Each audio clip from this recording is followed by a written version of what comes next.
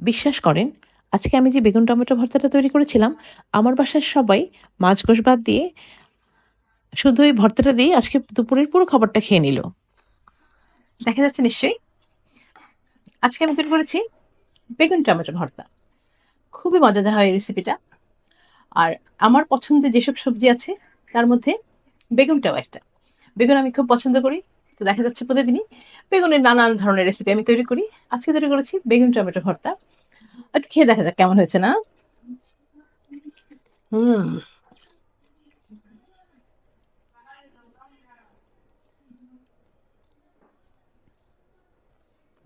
হুম। খেতে খুবই মজা হয়েছে, খুবই। অসম্ভব মজা হয়েছে। যদি আপনারাও চান এত মজা করে বেগুন টমেটো ভর্তা তৈরি করতে, অবশ্যই এখনই দেখে নিন আমার আজকের রেসিপিটা।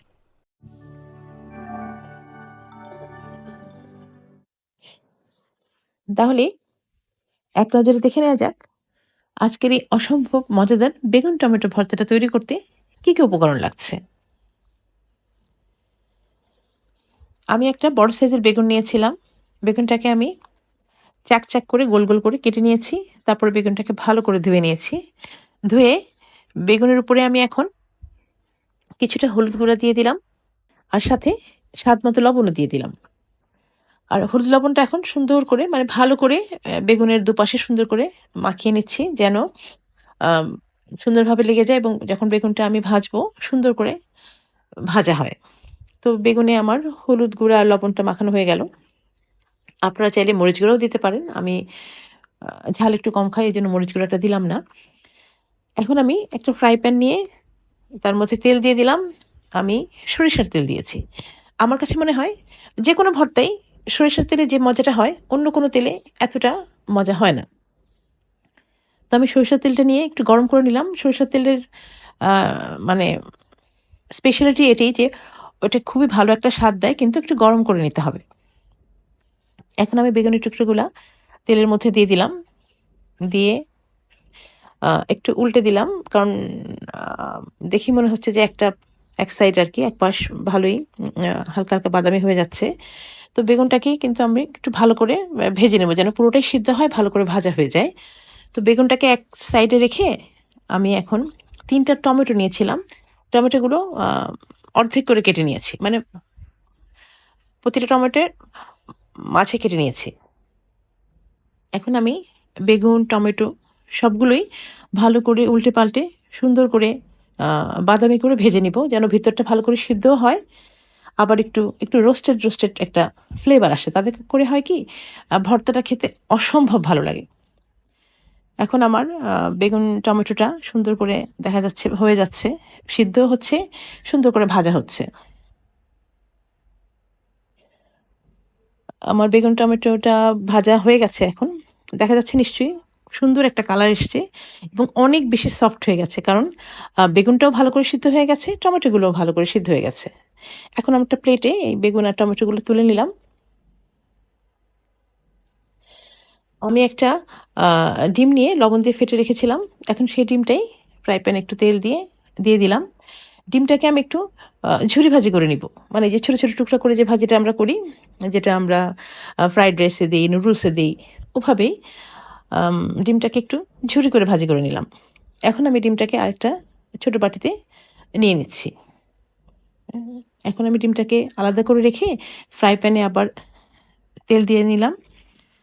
তারপরে আমি কয়েকটা পেঁয়াজ একটু কিউব করে কেটে রেখেছিলাম, সেটা দিয়ে দিলাম। আর কয়েকটা রসুন ছিলে, রসুনের কোয়াগুলো আস্তেই রেখেছি। সেই রসুনের কোয়াগুলো দিয়ে দিলাম। সাথে শুকনা মরিচ দিয়ে দিলাম ৪-৫ টা। আমি ঝাল খুব বেশি খাই না। অল্পই খাই। এজন্য মরিচটা খুব বেশি দিলাম না। আপনারা যারা বেশি ঝাল খেতে পছন্দ করেন অবশ্যই শুকনা মরিচটা একটু বাড়িয়ে দিবেন। যেটা পছন্দ এরকমভাবে দিয়ে দিবেন। এখন আমি সবকিছু খুব ভালো করে ভেজে নিলাম। একটু বাদামি, বাদামি করে ভেজে একটা বাটিতে নিয়ে নিলাম। আমি যে পেঁয়াজ, রসুন আর শুকনা মরিচগুলো ভেজে বাটিতে তুলে নিলাম, সেগুলো কিন্তু ভাজতে, ভাজতে অনেক নরম হয়ে গেছে। আপনারা চাইলে এগুলো হাতে মেখেই ভর্তাটা তৈরি করে নিতে পারেন। কিন্তু আমার মনে হয় আ এগুলো মিহি করে বেটে নিয়ে ভর্তাটা তৈরি করলে খেতে অনেক বেশি টেস্টি হয়। এবার আমি একটা শিলপাটা ভালো করে ধুয়ে নিলাম। আ তার মধ্যে আমি এই যে পেঁয়াজ, রসুন, শুকনা মরিচ যে ভেজে নিয়েছিলাম সেটা দিয়ে দিলাম এবং শুকনা মরিচের বোটাগুলো তখন ফেলিনি, ডাঁটাগুলো। সেটা এখন আমি ফেলে দিলাম। ফেলে খুব সুন্দর করে একটু মিহি করে বেটে নিব। এই মসলাগুলো যদি মিহি করে বেটে নেই তাহলে ভর্তার টেস্টটা অনেক বেশি ভালো আসে। তো আমি চেষ্টা করছি যেন মিহি করেই বেটে নিতে পারি। আপনারাও যখন ভর্তাটা তৈরি করবেন একটু চেষ্টা করবেন শিলপাটায় হোক, গ্রাইন্ডারে হোক আর আপনাদের ব্লেন্ডারে হোক বা যেভাবে হোক আপনারা এটা একটু মিহি করে বেটে নেওয়ার চেষ্টা করবেন। ব্যাস আমার মশলাগুলো মিহি করে বেটে নেওয়া হয়ে গেল। আমি একটা বাটিতে মশলাগুলো তুলে নিচ্ছি।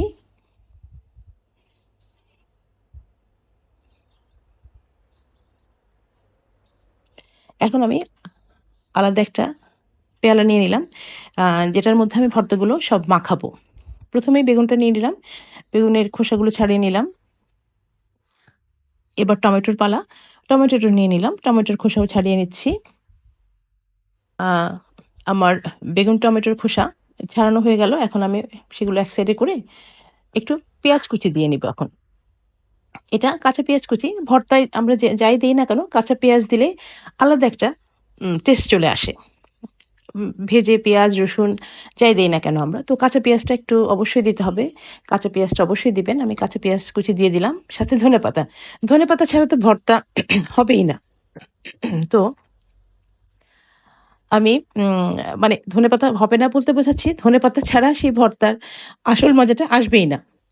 তো ধনেপাতা কুচি দিলাম, সাথে যে মশলাটা বেটে রেখেছিলাম সেটা দিলাম, আর ওই যে ডিম ঝুরি ভাজি করে রেখেছিলাম সেটাও দিয়ে দিলাম।